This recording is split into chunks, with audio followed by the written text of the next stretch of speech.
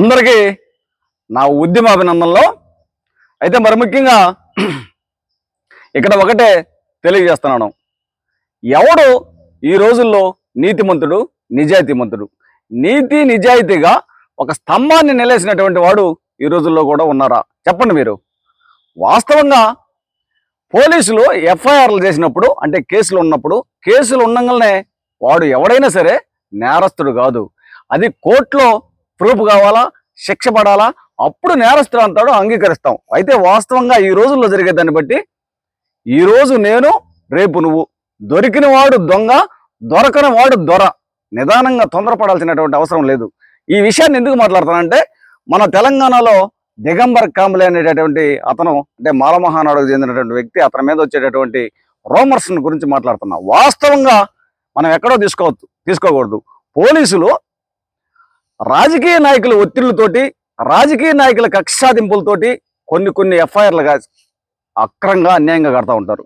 పోలీసులు తొందరపాటు వల్ల, లేకపోతే పోలీసులు కక్ష సాధింపులతో కొన్ని కేసులు కడతారు. కొన్ని కేసులు మధ్యవర్తులు, బ్రోకర్ నా కొడుకులు, ఆ తర్వాత డలారి నా కొడుకులు మిస్ప్రైవ్ చేసి, అంటే ఉన్నది లేనట్టుగా క్రియేట్ చేసి కొంతమంది నా కొడుకులు పోలీసులకి మొప్పు చెప్పించి కొంతమంది మీద కేసులు కట్టిస్తూ ఉంటారు. ఇవన్నీ చాలా జరుగుతూ ఉంటాయి. అయితే మన ఆంధ్రప్రదేశ్ రాష్ట్రంలో తీసుకుందాం. వాస్తవంగా ప్రజాప్రతినిధులు, పార్టీలకు అతీతంగా మాట్లాడుతున్నా, ప్రతి ఒక్క ప్రజాప్రతినిధి మీద సుమారుగా 100లో 99 మంది మీద పదుల సంఖ్యలో కేసులు ఉన్నాయి. ఏమేం కేసులు ఉన్నాయంటే, మర్డర్ కేసులు, రేప్ కేసులు, ఆర్థిక నేరాలకు సంబంధించినటువంటి కేసులు, ఆ తర్వాత చీటింగ్ కేసులు, ఎన్నో రకాలైనటువంటి కేసులు ప్రజాప్రతినిధుల మీద ఉన్నాయి. వీరందరూ నేరస్తులు కాదుగా.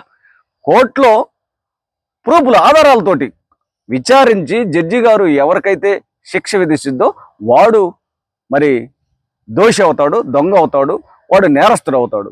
ఇలా ఎఫ్ఐఆర్లో ఉన్నటువంటి ప్రతి ఒక్కడు దొంగ కాదు, వాడు నేరస్తుడు కాదు. ప్రజలారా తెలుసుకోండి, ఎఫ్ఐఆర్లో నీ మీద, నా మీద, ప్రతి ఒక్కరి మీద చాలా చాలా చాలా రకాలుగా జరుగుతూ ఉంటాయి.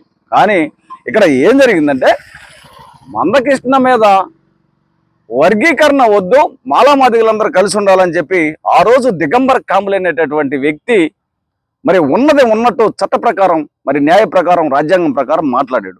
ఈరోజు అదే దిగంబర్ కాంబ్లే మీద మరి మైనర్ బాలికను ఏదో చేసాడని చెప్పి వస్తున్నటువంటి వార్తల విషయంలో అది మనం కొంచెం వెయిట్ చేయాలా, విచారించాలా, విచారణ జరగాల.